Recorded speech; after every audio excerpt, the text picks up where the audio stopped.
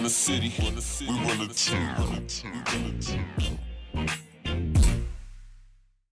Alrighty then, welcome to Dopest TV. I'm your main man, King Dopest. I got my guy, my partner, my brother, Eddie Abdul Aziz, known to some as Big Eddie Boy. What's up, Eddie? What's going on, African? How you be? Man, I'm good. I'm good. It's a lot going on. Your name popping up all over these YouTube streets, and you know, cause we talk on a regular basis, man, a few times a week at least. That I've kind of tried to stay away from certain topics. So I've been on hiatus from YouTube, but I felt like this was uh, a great time to jump back in the arena, especially with this conversation with you. I am biased in this whole situation because you are my friend, so I've tried to kind of stay out of it. But I want to go ahead and jump in and just have this conversation with you and get like the history. You know what I mean? Big Eddie Boy. And I want to talk something about your brother too. Big U, Loose Cannon, and the current Rico that they fighting. So let's go. Let's start from the beginning. Where you from? Well, I'm right now. I'm Muslim. I'm in our Shari. I represent that. But I used to be Eddie Boy from the '60s. But a lot of people don't know that I grew up in Carson, California. At first on Gladwood, California, on Gladwood Street in Delamo, better known as it's the one I know East Coast is right now, but it was Delamo blocks when I was growing up over there. And I grew up over there, and then like in 1982, I migrated over there on 10th Avenue in the '60s. Oh, okay, okay. So at what age did you join Rolling 60's? In '82, Okay, okay. So I mean that's like what, second generation basically, right? third Third generation. third generation. Okay, okay, Yeah. okay. So what was your first memories or encounters with Eugene Henley, uh, also known a lot as Big U, Well, Hannibal? it's like when I first got around there, man. There was a lot of brothers on that block because I was catching the bus from 10th Avenue all the way back up to Wilmington, California, because I graduated from Banning High School in Wilmington, so I was catching the bus, the 210, from Crenshaw all the way to Wilmington and back home every day. So, and I used to have to walk down the street on 10th Avenue to get to my apartment. And I used to have on, me, I was a square back then, bro. I used to have on like Levi's, flooded Levi's, Vans, the Tika shirts, red Tika shirts, and all that stuff. So one day I had on a red Tika shirt walking down the street, and they all popped out, and they was like, "Man, who was that?" Because I don't know now. I'm oblivious to that culture back then. I didn't know nothing, so I'm playing football, so I don't know nothing. So they was like, "Hey man," they was like, "Oh man, he stay down the street." They recognized him. They said, "Oh, he stay down the street." So they hit me up, was like, "Man, don't be wearing that red shirt over here." And I asked them why, so they explained to me why. So I went in there and I just threw it in the trash. When I went to the house, I just threw it in the trash because I seen the serious nature of why I shouldn't wear red over there on that particular block. Right. So, um, getting back to the question, man, dealing with Eugene, I met Eugene, brother, in probably like in the end of 1984, beginning of 1985, when Lil Mump and Slim brought him over there on 10th Avenue. Okay. So you met him on the dime block. That was I'm your first. right. I met him on the dime block because he was trying to convince me and a couple of other individuals that we remember him, but I didn't remember him because I had never had met him. I met Slim, his cousin. Big Mhm. Slim is his cousin, and from Arlington Avenue, and I already knew Poochie, so and I knew Slim and I knew F Bone, so I met him after that. His cousin had passed away, got killed, so he came back from I think from Chicago, and he Mhm. came back over there right after that, after his cousin got killed. So that's Oh, where that was my first encounter with him. yeah. And yeah, I think I do remember some about that. And that's when he got like properties and stuff like that in Chicago or something like that. After something to do with some family or something. Uh, so now, were you and Big U tight? Were you guys like, did y'all really run together, or was just, I see you when I see you, or did y'all like go to each other's houses, hang out, interact with each other's family? At the beginning, it was him. He had a particular crew that he hung around with. He hung around like Slim, Petey Wack, Nutty, um, Mad Ronnie, and Slim.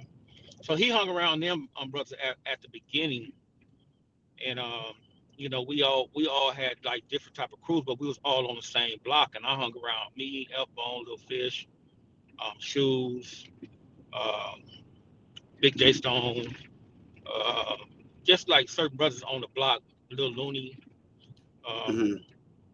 and things of that nature, man. We all was hanging out like that, but when we started hanging out with each other is when he caught a hot one, right? I think he caught a hot one. He went to jail for a hot one, and I was coming home from the penitentiary. I came home in like in '87, so and he came home, so we linked up at that particular time. But we always been homeboys because at like say for instance where we go out and have certain events like Uncle Jim's Army, um, Hmm. go to the sports arena, go to the Long Beach Stadium or something like that. So we all hung out with each other. We all knew who all everybody was because we all hung out on the same block. Oh, okay, okay.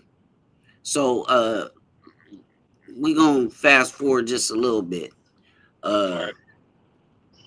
at some point, you and Big U um get into some trouble together, in which both of you were incarcerated. I see a lot of conversations on the internet in regards to that. Uh, I know because I've read the paperwork front to back. I know the case like I was on it. You know what I'm saying? And like I said, you and I, we talk about these things at length. And we're gonna get to some of the other reasons why, as it pertains to your brother. Um, so you guys catch this case in what year? We got the case December 26, 1991. Okay, 1991. And Right. and just for the viewing public, what were the charges, and what were you guys convicted of? We was charged with possession, um, conspiracy for possession,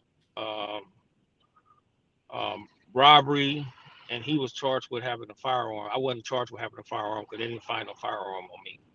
Hmm. So we And was convicted. We was convicted of.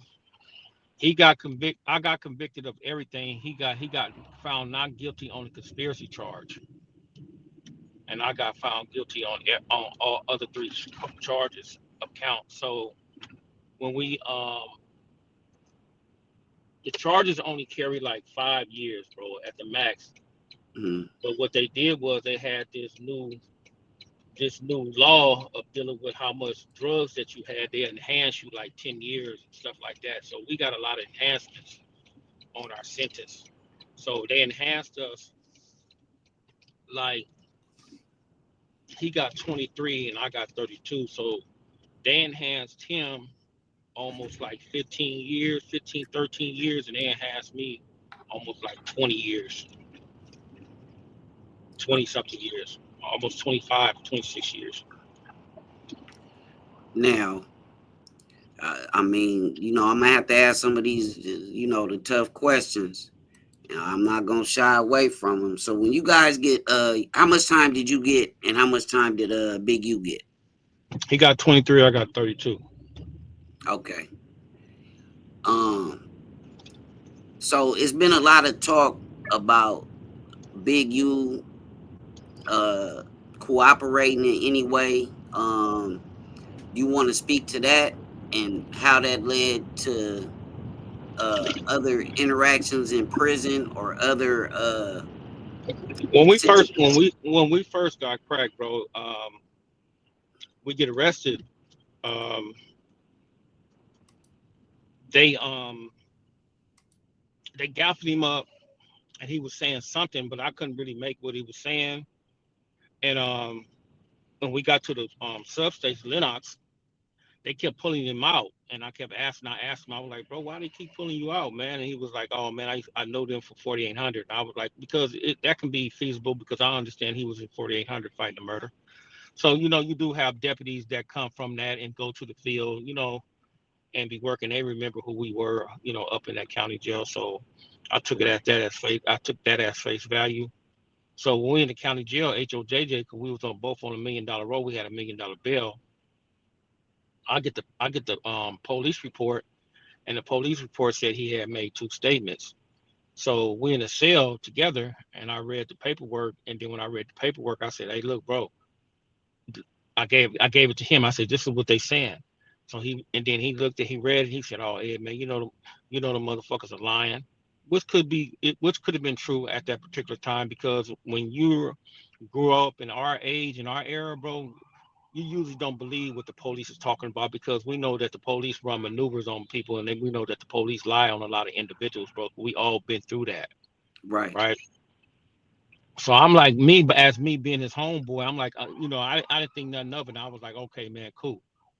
So once we get found guilty, you can tell that he was feeling some type of salty, some type of way, man. But I'm like, shit, dude, I can't do nothing. We got caught dead bang, so we're gonna have to go do what we have to do and get back home because we both had halftime. So he had to go do half of the 23, and I had to do half of the 32. Hmm. So, but when we land in Calipatra, we were both on the same yard on C yard, right? But Hmm. everything is still cool. So he still was trying to figure out how much time I had because they sentenced him first, and once they sentenced him, they shot him out the courtroom, and then they Right. sentenced me. Then they sentenced me, and then he was like, "Hey man, how much time you getting?" I told him, and then his stepfather Hank was like on the yard was like, he asked me, he said, "You got your sentence report?" I said, "Yeah, I got it." So I went in there and got it and brought it back out, and he read it, and he looked at Dante, Big U. He was like, "Oh man, this dude got way more time than you." So that was that. So that was that. But I was on that yard. We was on a reception yard. So what he did was, since Hank was on that yard on C yard, he wanted to stay over there on that yard. Me, I wanted to go to A yard with the rest of my ex comrades with that, like Big C Dog and certain other individuals. So I took a trade signed up for a trade to go to A yard. So they sent me to A yard, but when I got to A yard, I had some of my ex comrades. They was coming over there, and they was telling me that the boy said you only got 5 years, and you told on him on y'all case. And I was like, huh? I didn't believe it at first, but then a couple more other guys kept coming over there. So I got the paperwork. I got the case. So I'm like, Right. man, y'all can read this stuff yourself, man, and you can come to your own conclusion. So Hmm. it didn't the bullshitting didn't happen until we split up from each other in Calipatra. Then that's when everything started going to the left, Right. which I couldn't understand. So, but you got to understand at that particular time, bro, in in the '90s, bro, in that penitentiary, if you a rat up in there, bro, you open game. You Right. know what I'm saying? So it's like, and it doesn't, and it's not, and it doesn't, nothing happen. It does not happen or hasn't nothing to do with just because I used to be from 60. If you're a rat, you're a rat. So you open game to everybody, all the Crips, everybody, bro.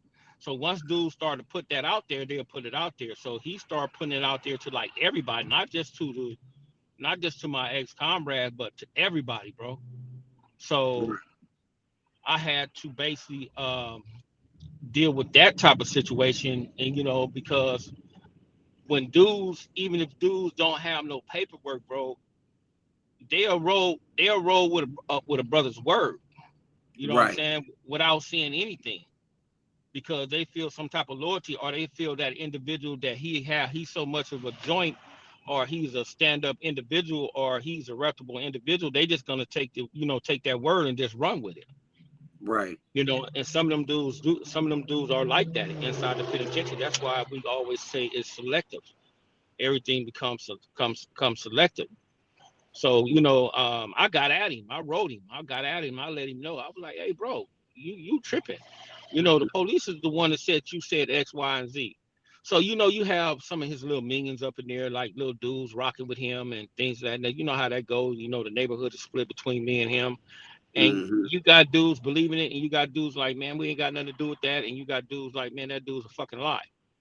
Right. So Right. that's what that was up in there, in the penitentiary. So So, okay, go ahead.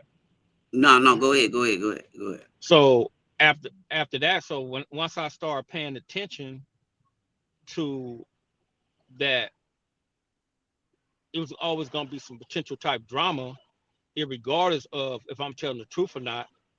I just started manning up on a different level. If somebody had something to say about it, or if I felt the individual was rocking with that on the left way, I was just getting off. I was just taking off, at the drop of a hat and wasn't saying nothing. If I felt that you was on that team, I was just getting with you. I didn't care, because No one thing for sure, hesitation. right? No hesitation. So one thing for sure and two things for certain, bro. The only thing that them dudes understand inside the penitentiary, bro, is violence. If you're Yeah. trying to talk something out, bro, them dudes do not respect that. They're not gonna understand that. Now, if you get up in their ass, then they'll hear you out. But at first, they don't be trying to hear that. So once I got up and cupping them dudes' ass, bro, I didn't have no, it wasn't if they was talking shit, they was doing it behind my back, which I really didn't care. Right. Right. Mhm. Okay. So obviously this made your incarceration all that more difficult, and this is probably where a lot of the animosity, because you don't feel like you were convicted because of anything that Big U said, right? We got caught dead bang, bro. So Right. there's Right. so I'm the type of person, man. I'm gonna roll with the punches. Yeah. Whatever it may be. Now, if he made this, when the police said he made these statements, at first I didn't, I wasn't tripping off of it, man. But when he was like trying to throw it, like saying I told on him just Yeah. because he was Switch it mad up. because he had switched it up, that's when I felt some type of way. But other than that, I didn't.